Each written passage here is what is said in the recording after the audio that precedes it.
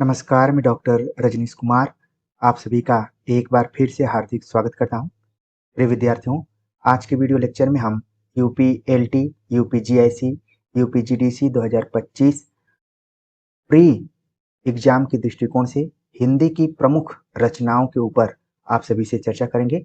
इसके पहले की वीडियो में हमने प्रमुख रचनाकारों को लेकर आप सभी से चर्चा की थी।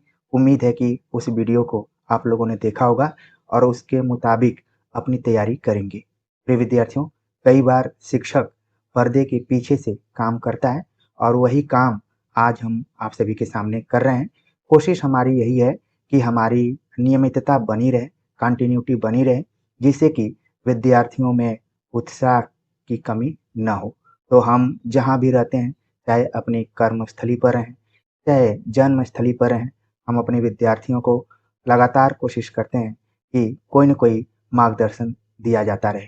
तो आज के वीडियो लेक्चर में हमने हिंदी साहित्य की प्रमुख रचनाओं के अंतर्गत आदिकाल से लेकर आधुनिक काल तक की लगभग 75 से अधिक रचनाओं की चर्चा की है, जो कि पद्य और गद्य रचना के अंतर्गत हैं।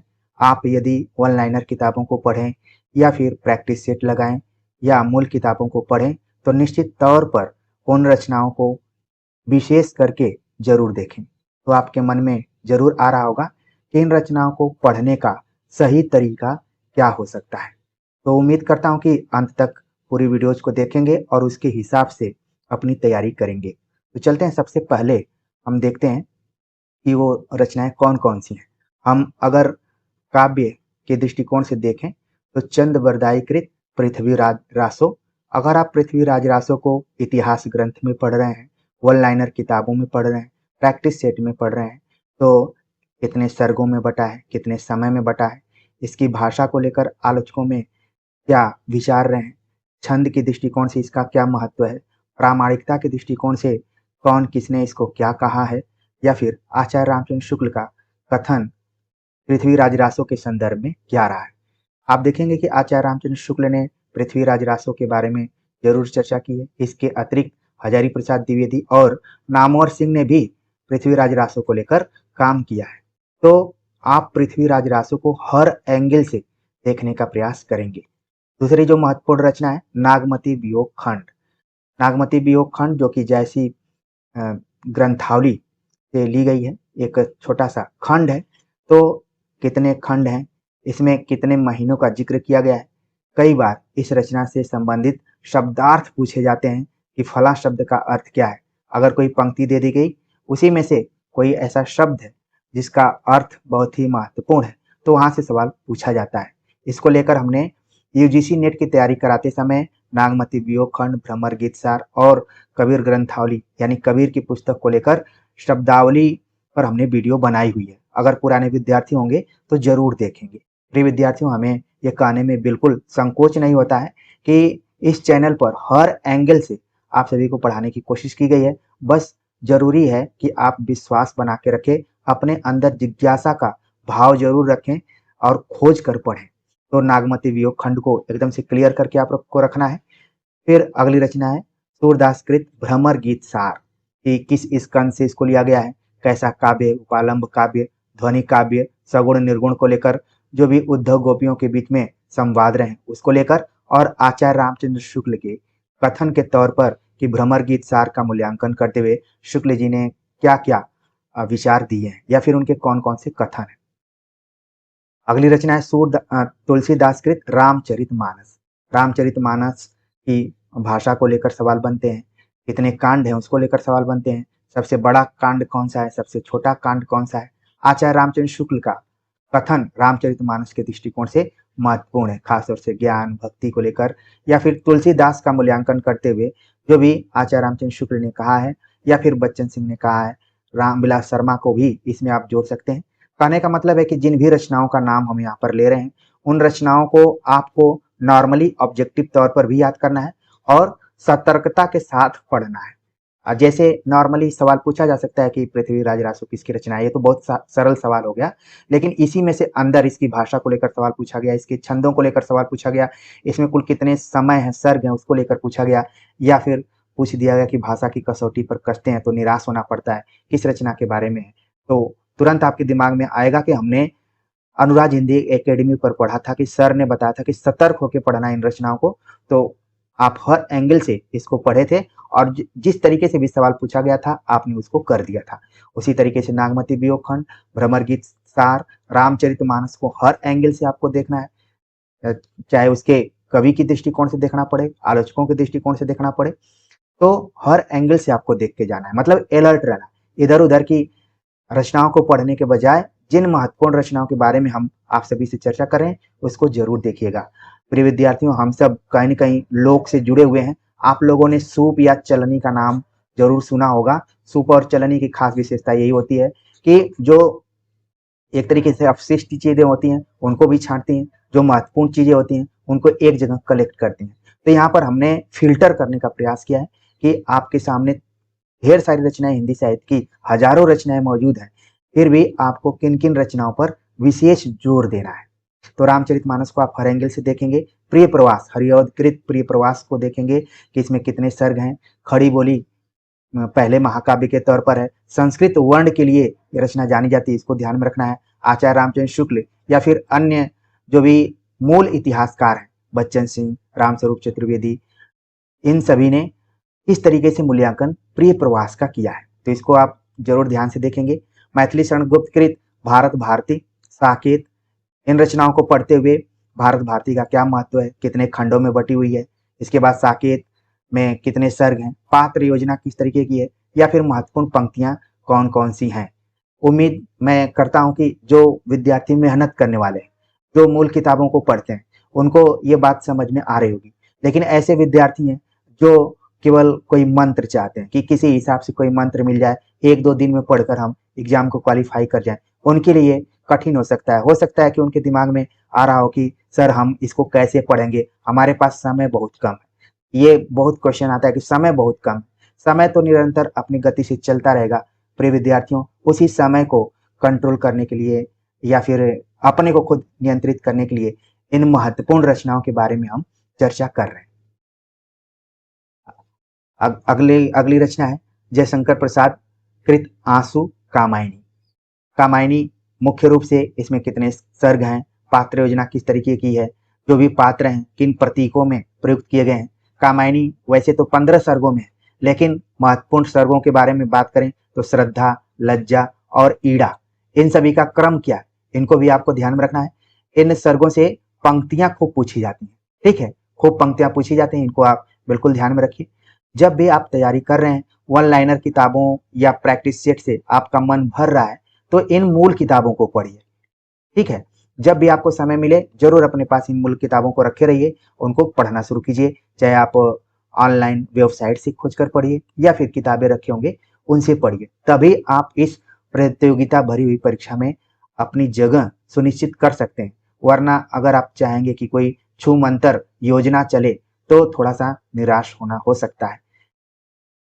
अगली जो रचना है निरालाकृत सरोज स्मृति, राम की शक्ति पूजा, दोनों बहुत ही बेहतरीन रचनाएं, हर एग्जाम में कई बार सीधे सीधे पूछी जाती हैं, कई बार इनके अंदर से सवाल पूछा जाता है। इसमें भी आपको राम की शक्ति पूजा जैसे इसमें प्रमुख पंक्तियां कौन कौन सी हैं या फिर पात्र योजना है उसको भी आप ध्यान में रखिए। पंतकृत परिवर्तन कविता को बिल्कुल एक बार आप पढ़ लीजिए। महादेवी वर्मा, मैं नीर भरी दुख की बदली, ये कविता इनकी प्रसिद्ध है, लेकिन अन्य भी कविताएं हैं, ठीक है, बहुत सारी कविताएं इनकी हैं। जैसे यूजीसी नेट में आप देखेंगे 3 से 4 कविताएं लगी हुई हैं, तो उनको देखिए। कहने का मतलब है कि हम केवल एक एक दो दो कविताओं का यहाँ पर उदाहरण दे रहे हैं, लेकिन इन कवियों को आपको ध्यान से पढ़कर जाना पड़ेगा, ठीक है, हर एंगल से इनको पढ़कर जाइए। वो उसी चलनी की तरह इनको चाल कर ऊपर आप रख लीजिए कि पढ़ने के लिए तो हमें पूरा पढ़ना है, लेकिन इनको विशेष रूप में पढ़ना है। रामधारी सिंह दिनकर कृत उर्वशी और रश्मिरथी को जरूर ध्यान में रखकर जाइए, इनके प्रकाशन वर्ष को लेकर, पात्र योजनाओं को लेकर, इनकी जो प्रमुख पंक्तियां उनको लेकर, ठीक है, विषय वस्तु कहाँ से ली गई है, इसको पूरा ध्यान में रख के आपको एग्जाम में जाना है। आगे बात करते हैं नागार्जुन, अकाल और उसके बाद। नागार्जुन की तमाम कविताएं, बादल को गिरते देखा, ठीक है, कालिदास, इनकी कविता है, तमाम कविताएं हैं, तो उनको भी समय मिले तो आप जरूर देखिए। अकाल और उसके बाद नागार्जुन को प्रतिनिधि कवियों के रूप में आप देखिए इनकी प्रतिनिधि कविताएं भी आपको मार्केट में मिल जाएंगी। अगले जो कवि हैं अज्ञेय, अज्ञेयकृत असाध्य वीड़ा। अज्ञेय ने तो वैसे बहुत सारी कविताएं लिखी हुई हैं, लेकिन असाध्य वीड़ा इनकी लंबी कविताओं में से एक कविता है। तो इसको पात्र योजना के दृष्टिकोण से जो इसका प्रतिपाद्य है उसके दृष्टिकोण से जरूर ध्यान में रखी जाए। भवानी प्रसाद मिश्र गीत फरोश नाम से इन्होंने कविता लिखी हुई है। कई बार इसकी पंक्तियां पूछ ली जाती हैं या फिर सीधे सीधे पूछ लिया जाता है गीत फरोश के कवि कौन है, तो तुरंत आप बता दीजिए। और यहाँ पर जितने भी कवि हैं, खासतौर से इन 3 कवियों को तो आप देखिए इनका संबंध कहीं न कहीं सप्तक से भी जुड़ा हुआ है। तो कौन किस सप्तक में, ये सब भी आप जरूर ध्यान में रखिए। मुक्तिबोध अज्ञेय की तरह ही मुक्तिबोध ने भी बहुत सारी कविताएं लिखी हुई हैं, लेकिन अंधेरे में नाम से कविता से मुक्तिबोध जाने जाते हैं। तो अंधेरे में प्रकाशन कब हुआ, इसका पहला नाम क्या था, किस पत्रिका में प्रकाशित हुई थी, कितने खंडों में बटी हुई है, और प्रमुख पंक्तियां कि जैसे फैंटेसी के लिए ये कविता जानी जाती है, तो फैंटेसी क्या है, इन सभी चीजों को जरूर एक नजर आप दौड़ाकर एग्जाम से पहले जाइए। धूमिल की कविता मोचीराम, रोटी और संसद, ये फेमस कविताएं रही हैं, ठीक है। तो इनको भी आप ध्यान में रखकर जाइए। और परीक्षा से पहले जो भी चारों सप्तक हैं उनमें कौन कौन से कवि हैं उनको जरूर एक बार दोहरा कर जाइए, रिवीजन करके जाइए, क्योंकि 2 से 3 क्वेश्चन यहाँ से हर हालत में कभी एग्जाम में पूछे जाते हैं। तो ये तो हमने कविताओं की बात की। आपके दिमाग में आ रहा होगा कि हमने पृथ्वीराज रासो से शुरू कर दिया है, विद्यापति, अमीर खुसरो और रासो काव्य भी जितने, उनको आप ऑनलाइनर किताबों से जरूर पढ़ेंगे। प्रिय विद्यार्थियों, आपको ध्यान में रखना है कि इन रचनाओं को विशेष तौर पर आपको फोकस करके जाना है कि इनसे अगर सवाल आए। मुझे याद आता है कि एक बार हम पीजीटी के एग्जाम में गए हुए थे, यूपी पीजीटी में, तो वहां पर सवाल पूछा गया था कि रामचरितमानस किस भाषा में। तो एक हाउसवाइफ ही उस एग्जाम में बैठी हुई थी, एक लंबा सा हॉल था, हम उसमें बैठे थे सबसे पीछे, इधर बैठी हुई थी वो, और उन्होंने अपने समानांतर बैठे हुए परीक्षार्थी से कहा कि रामचरितमानस किस भाषा में या बोली में लिखा गया, प्लीज बता दो। उनकी आवाज में इतना करुणा थी कि वो चाहती थी कि कोई एक बार इसका आंसर बता दे। सामने वाले ने न के अंदाज में अपना सिर हिलाया और यहाँ पर बता दिया गया कि आप किसी कंपटीशन में हिस्सेदारी रखने गए हैं, कोई आपको नहीं बताता है। अगर बताता भी है तो आप एक बार क्वेरी करते हैं कि सही बता रहा है कि गलत बता रहा है। तो प्रिय विद्यार्थियों, जो हमने अनुभव हासिल किया है, हमने जो भी जिसको भोगा हुआ है यथार्थ, उन्हीं चीजों को लेकर आपसे भी हम चर्चा करते हैं, और उम्मीद करता हूं कि आपको ये चर्चा रियल लगती होगी। यहाँ पर किसी भी तरीके की कोई बनावटीपन नहीं है। हमने कम से कम 15-20 बार आयोगों की इधर उधर की परीक्षाओं को दिया है और अलग अलग तरीके के अनुभव मिले हैं। व्यक्ति एक जगह तो कहीं न कहीं सेलेक्ट होकर नौकरी करता ही करता है, लेकिन अनुभव उसके जीवन भर के लिए साथी बन जाते हैं और तमाम उन लोगों के काम में आते हैं जिनको की जरूरत पड़ती है। तो कविता के बाद हम बात करते हैं उपन्यासों के ऊपर। जब आप आधुनिक काल की कोई भी किताब खोलते हैं तो पहले तो आप माथा पकड़ते हैं कि किसको पढ़ें किसको छोड़ें, लेकिन यहाँ पर हमने चलनी, अक्सर मैं रबर की बात करता हूँ लेकिन आज हमने चलनी की बात की है, फिल्टर हमने करने की कोशिश की है कि आप तमाम चीजों को पढ़ते हुए किन किन चीजों पर ज्यादा जोर देंगे। तो आप उपन्यासों की बात करें तो लाला श्रीनिवास दास परीक्षा गुरु को ध्यान में रखेंगे। प्रेमचंद कृत गोदान, वैसे तो प्रेमचंद के जो भी अन्य और उपन्यास वो महत्वपूर्ण है, रंगभूमि, गबन, कर्म भूमि, सब उपन्यास, प्रेमाश्रम, सेवा सदन, सभी उपन्यास महत्वपूर्ण है। तो जब हम प्रेमचंद कृत गोदान लिखें तो गोदान को आप विशेष ध्यान रखिए, लेकिन समय मिले तो अन्य उपन्यासों को भी आप जरूर ध्यान रखकर जाइए। आज्ञेयकृत शेखर एक जीवनी काफी मशहूर उपन्यास, इसकी पात्र योजना क्या रही है, विषय वस्तु क्या रही है, मनोविश्लेषणात्मक जितने उपन्यास आप देख रहे हैं, जैसे परीक्षा गुरु पहले उपन्यास की दौड़ का उपन्यास है, अंग्रेजी ढंग का नॉवेल इस पर आरोप लगाया जाता है या फिर उसकी तुलना की जाती है। गोदान किसान जीवन का महाकाव्य, शेखर एक जीवनी मनोविश्लेषणात्मक काव्य। हजारी प्रसाद द्विवेदी आप देखेंगे कि बाण भट्ट की आत्मकथा, जो कि सांस्कृतिक सामाजिक ऐतिहासिक पृष्ठभूमि पर लिखा गया उपन्यास है। और ये दोनों उपन्यास आप देख रहे हैं कि कैसे विधागत जो भी विधागत रूढ़ियां रही हैं उनको यहाँ पर तोड़ने का प्रयास किया गया है। ये भी सीधे सीधे कई बार सवाल पूछा जाता है कि शेखर एक जीवनी किस विधा की रचना है। तो जितने विद्यार्थी अभी तक देख रहे हैं तुरंत बता देंगे कि जीवनी विधा की रचना नहीं है बल्कि उपन्यास है। बाण भट्ट की आत्मकथा आत्मकथा नहीं है बल्कि उपन्यास है। तो यहाँ पर आप देख रहे हैं कि जितने भी उपन्यासों की बात मैं कर रहा हूँ वो सब अपने अपने एरिया के इकलौते उपन्यास है और हिंदी साहित्य के जाने माने उपन्यास है। फणीश्वरनाथ रेणुकृत मैला आंचल, इसमें भी आंचल शब्द लगा हुआ है और यानी कि किसी खास क्षेत्र की कहानी इसमें कही गई है। तो मैला आंचल। यशपाल कृत झूठा सच, झूठा सच जो कि आप जानते हैं कि देश विभाजन पर आधारित उपन्यास है। यशपाल इत्यादि अपने जमाने में ये एक तरीके से क्रांतिकारी भी थे और आजादी को इन्होंने देखा भी था, तो उसी हिसाब से लिखा हुआ है। अमृतलाल नागर मानस का हंस, आप देखेंगे कि जीवनी परक उपन्यास लिखे गए, उपन्यासों की भी बहुत सारी कोटियां हैं। तो आप देखेंगे कि अमृतलाल नागर जिन्होंने तुलसीदास की जीवनी पर लिखा, सूरदास की जीवनी पर लिखा, तो अमृतलाल नागर को हर एंगल से आपको देख कर जाना है। तो एक तरफ आप देख रहे हैं कि हमने रचनाओं को जरूर कलरफुल किया हुआ है आपके सहूलियत के लिए, आपके इंटरेस्ट के लिए, आकर्षण के लिए, लेकिन रचनाकारों को हमने सादा जीवन उच्च विचार की तरफ ब्लैक एंड व्हाइट ही रखा हुआ है। तो कम से कम इन सभी उपन्यासकारों की अन्य जो भी उपन्यास रचनाएं हैं उनको एक बार नजर में दौड़ाकर जाइए। ठीक है, अलर्ट रहिए कि बहुत सारे उपन्यासकार हैं, लेकिन कम से कम इनको आप समग्रता में पढ़कर जाइए।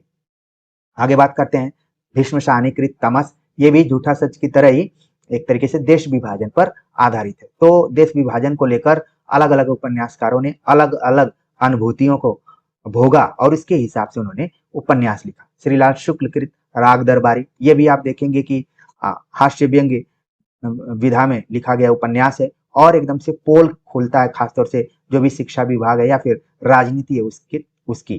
कृष्णा सोबती जिंदगी नामा, मन्नू भंडारी आपका बंटी, जगदीश चंद्र धरती धन्ना अपना, विनोद कुमार शुक्ल दीवार में एक खिड़की रहती थी। अभी हाल फिलहाल में जब मैं आपसे विषय चर्चा कर रहा हूं तो लगभग 10 से 15 दिनों पहले 30 लाख रुपए का इस किताब पर या फिर विनोद कुमार शुक्ल को लेखक की रॉयल्टी के तौर पर प्रकाशन ने दिया, हिंदी युग्म करके प्रकाशन है।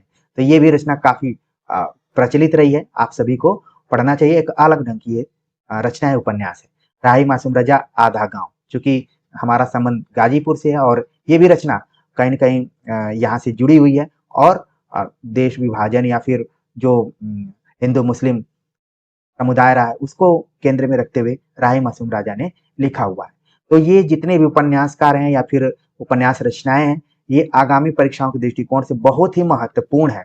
आपको इस चीज को अपने दिमाग में रखना पड़ेगा, उसी हिसाब से तैयार करके जाना पड़ेगा। तो उपन्यासों के बाद हम बात करते हैं कहानी को लेकर। तमाम कहानियां लिखने के लिए तो प्रेमचंद ने ही अकेले 300 कहानियां लिखी हैं, लेकिन इनमें से जो भी खास कहानियां आप जितना अधिक से अधिक पढ़ लें उतना आपके फेवर में हो सकता है, आपके लिए हो सकता है। लेकिन अगर नहीं पढ़ पा रहे हैं तो किन किन कहानियों को एग्जाम के पहले आपको पढ़ के जाना चाहिए, जैसे बंग महिला कृत दुलाई वाली, प्रेमचंद की कहानी ईदगाह कफन। ईदगाह आप देख रहे हैं कि क्यों हमने लिखा है यहाँ पर, क्योंकि ये कहानी बाल मनोविज्ञान पर आधारित है। इसके बाद आप देख रहे हैं कफन जो कि यथार्थवादी कहानी है और प्रेमचंद की आखिरी कहानियों में से एक कहानी है और इसमें एक तरीके से प्रेमचंद के जो भी दलित विमर्श से संबंधित विचार हैं उनको भी इसमें शामिल किया गया है। विचार क्या, उन्होंने पात्र के रूप में उस समाज के पात्रों को केंद्र में रखा हुआ है, पूरी यथार्थवादी तरीके से उस कहानी को लिखा है।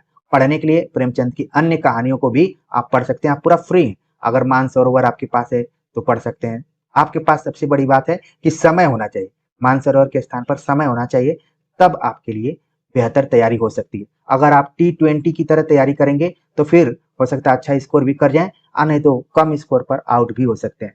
क्योंकि हमारा काम है पर्दे के पीछे आपको सतर्क करना, इसीलिए आज हमने अपने चेहरे को भी नहीं लगाया है ताकि आप कंसंट्रेट रहें, सही बात हम कर रहे हैं तो उसको ध्यान से सुनेंगे।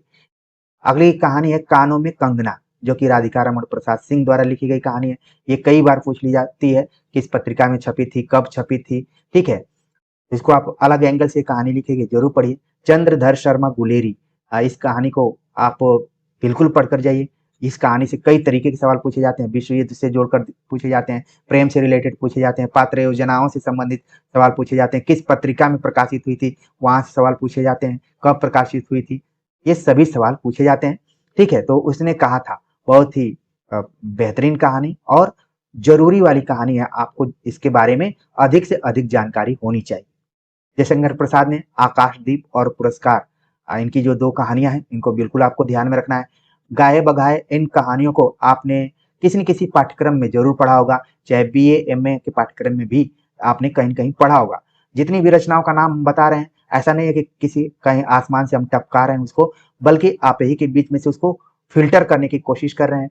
एक शिक्षक का यही काम होता है कि अपने उन विद्यार्थियों को जो रास्ते से भटक चुके हों उनको सामने लाना, रास्ते पर ले जाकर खड़ा कर देना और विद्यार्थी को बता देना कि आपका लक्ष्य सामने दिखाई दे रहा है और विद्यार्थी वहां धीरे धीरे पहुंचने का प्रयास करें। तो आकाशदीप और पुरस्कार जयशंकर प्रसाद की कहानी को जरूर पढ़िए, पात्र योजना के दृष्टिकोण से या फिर विषय वस्तु के हिसाब से। रेणुकृत, तीसरी कसम, लाल पान की बेगम, मशहूर कहानियां। इसके अलावा आप देखेंगे कि हेस या फिर रसप्रिया करके इन्होंने कहानी लिखी हुई है, ठीक है, तो इसको भी आप जरूर पढ़कर जाइए। अज्ञेयकृत, गैंग्रीन, गैंग्रीन जिसको कि रोज नाम से भी जाना जाता है, अज्ञेय की चुनिंदा कहानियों में से एक कहानी जिसके पात्रों से सवाल पूछ लिया जाता है या फिर कोई लाइन दे दी जाती है उससे सवाल पूछ लिया जाता है। तो इन कहानियों को जरूर आप ध्यान में रख कर जाइए और कहीं न कहीं इसको आप पढ़े भी होंगे। अगली जो कहानी है कोसी का घटवार, प्रेम पर आधारित एक अद्वितीय किस्म की कहानी, शेखर जोशी ने इसको लिखा। विष्णु साहनीकृत अमृतसर आ गया है, चीफ की दावत। इसमें किस तरीके से वृद्ध की उपेक्षा की जाती है या फिर वृद्ध विमर्श के दृष्टिकोण से इस कहानी को आप देख सकते हैं। दूसरा, देश विभाजन के दृष्टिकोण से आप देख सकते हैं। तो भीष्म साहनी जहां इनका हमने तमस बतलाया था, वहीं पर आप कहानी भी देख रहे हैं। कई बार ये सब कहानियां सीधे सीधे पूछ ली जाती हैं कि किसके द्वारा लिखी गई।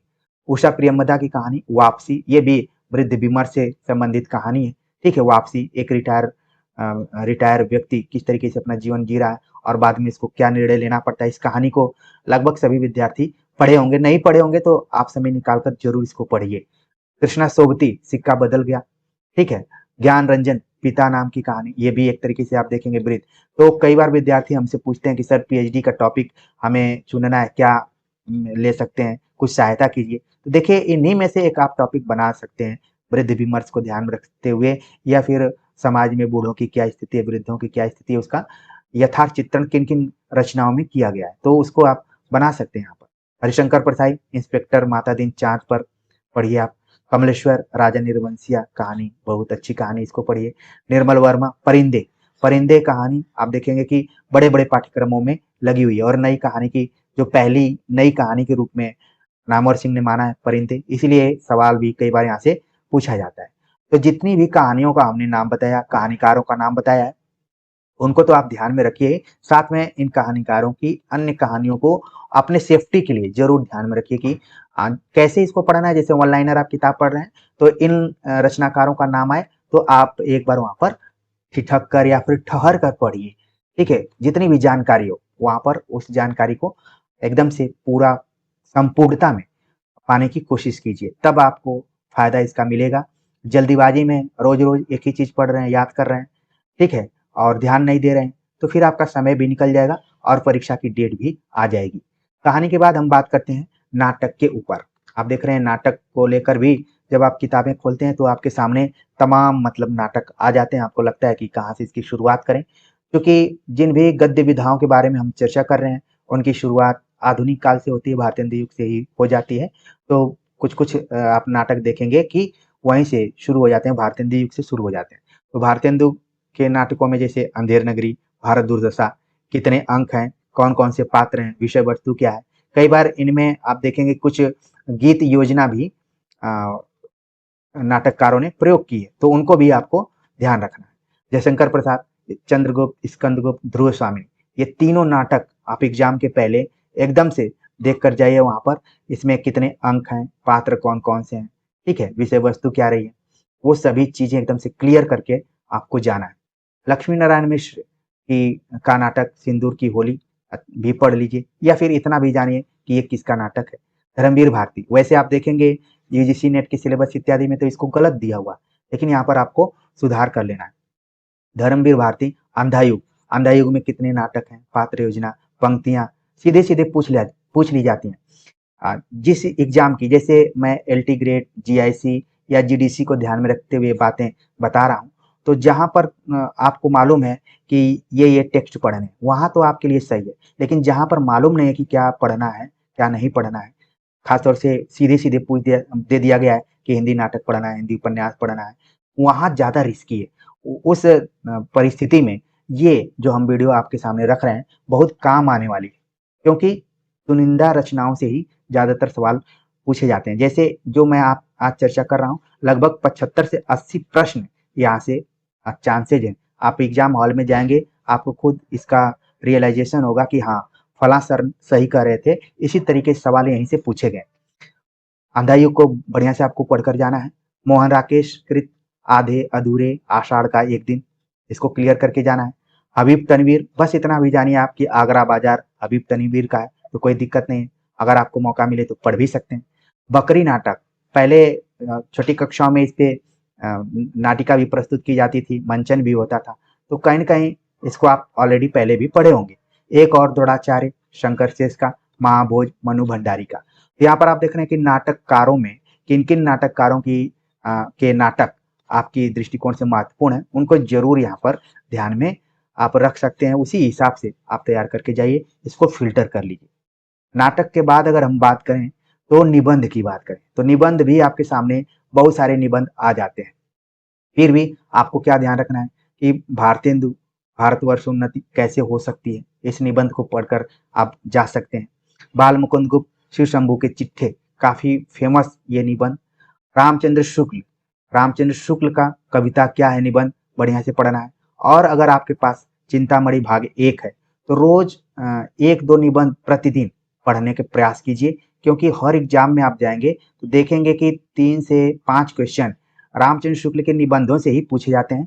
और जो भी परीक्षार्थी हैं उनको पता नहीं चलता कि आखिरकार ये सवाल कहाँ से हैं।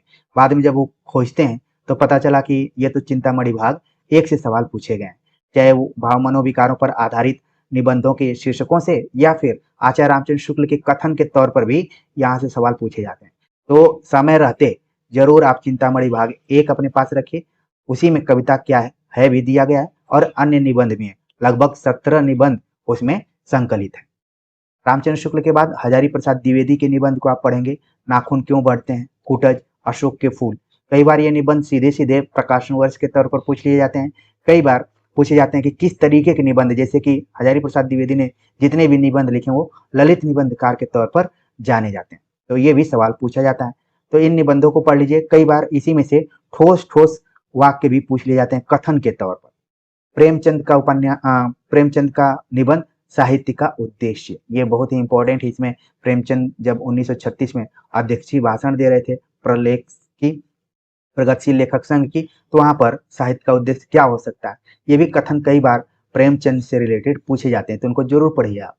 विद्यानिवास मिश्र इत्यादि ने तो ढेर सारे निबंध लिखे हुए, 40 से अधिक निबंध लिखे हैं।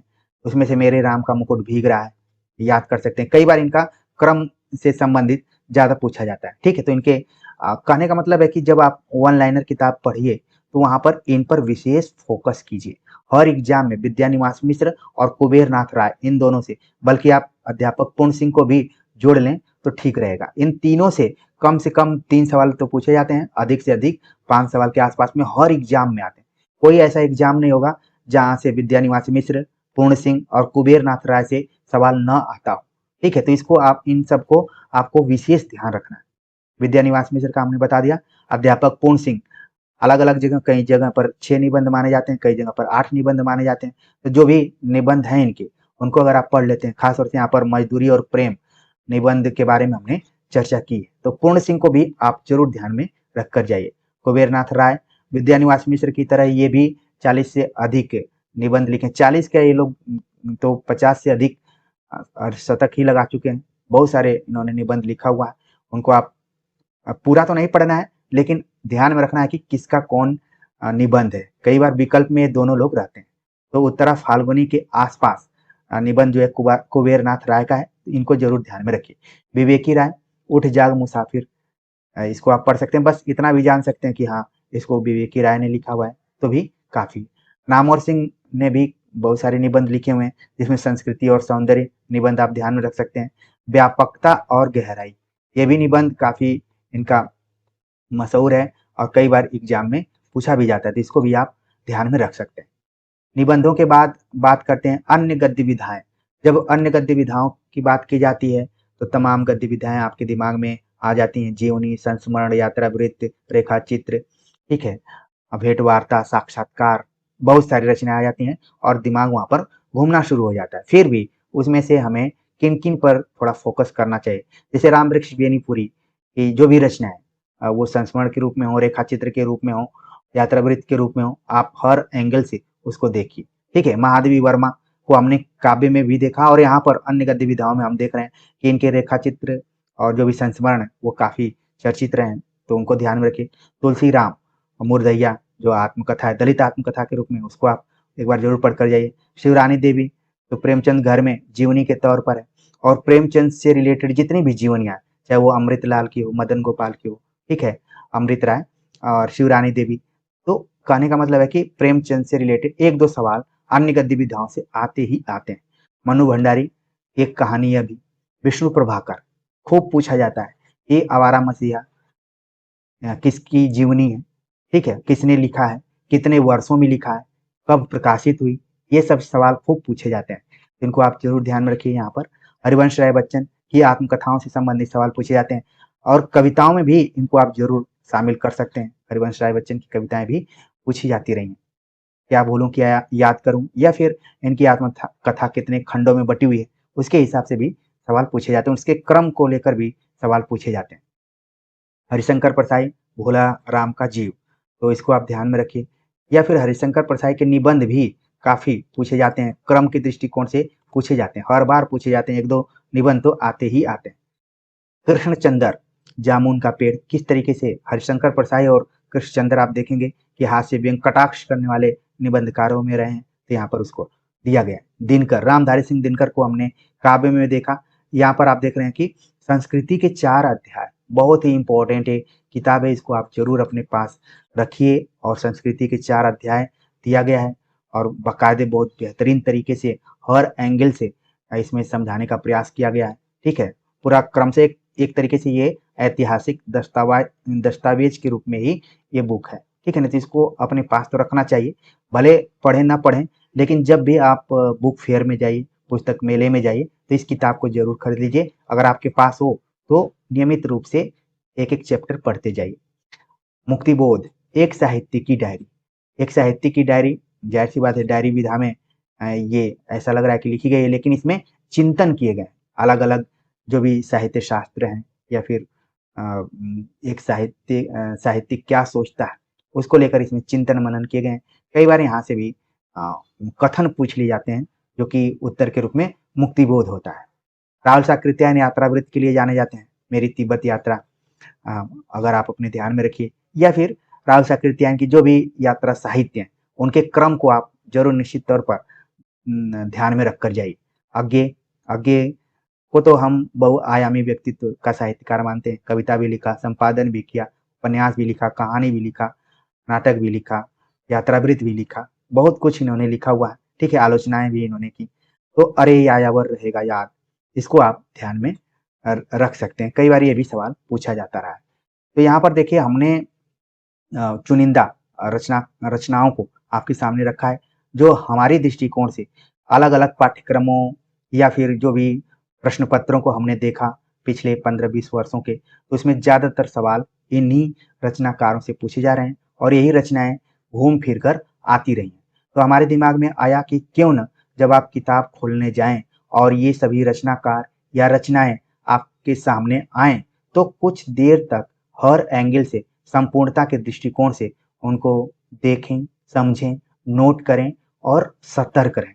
सबसे बड़ी बात यह है कि परीक्षा की तैयारी तो सभी परीक्षार्थी करते हैं, सभी सेंटर पर जाते भी हैं, सभी हंसते मुस्कुराते आपको दिख भी जाएंगे, लेकिन जैसे ही परीक्षा देने के बाद आते हैं तो उनको लगता है कि हमारा पेपर अच्छा गया है। घर जाते हैं धीरे धीरे, फिर लगता है कि ये सवाल गलत हो गया, वो सवाल गलत हो गया, फिर कट ऑफ को लेकर चिंता करने लगते हैं। फिर इसके बाद रिजल्ट आता है तो बहुतों का होता है, बहुतों का नहीं होता है। फिर इसके बाद अपनी कमियां खोजना शुरू करते हैं कि अब अगली बार जब एग्जाम आएगा तो हम अच्छे से तैयार करके जाएंगे, इस बार ये चीज़ कमी रह गई। तो उम्मीद करता हूँ कि तमाम ऐसे विद्यार्थी होंगे जिनके लिए ये आखिरी मौका होगा, तो क्यों नहीं जो कुछ हमने आप सभी को बताया हुआ है उसका लाभ उठाते हुए आप इस आखिरी मौके को सफलता में बदल दें। तो प्रिय विद्यार्थियों, हमारी कोशिश रहती है कि कोई जरूरी नहीं है कि सामने आकर ही हाथ फैलाकर बाल संवारते हुए ही आपको बताया जाए, बल्कि इसके स्थान पर निरंतरता को बनाए रखे हुए पर्दे के पीछे से अपने विद्यार्थियों को मोटिवेट करना, उनको मार्गदर्शन देना और सफलता तक पहुंचाने का प्रयास करना चाहिए। तो हमने आज वही किया हुआ है। आज विजयदशमी भी है और हम सभी अपने मन के अंदर की जो भी बुराइयां हैं इसको बाहर लाने की कोशिश कर रहे हैं। इसके बावजूद भी हमने अपने विद्यार्थियों को यहाँ पर भूलने का प्रयास नहीं किया और उनके लिए एक वीडियो लेक्चर यहाँ पर तैयार किया है। कौन इतना प्यार करता है? तो आप सभी के कमेंट का हमें इंतजार रहेगा। मिलते हैं एक नए टॉपिक के साथ, तब तक के लिए नमस्कार।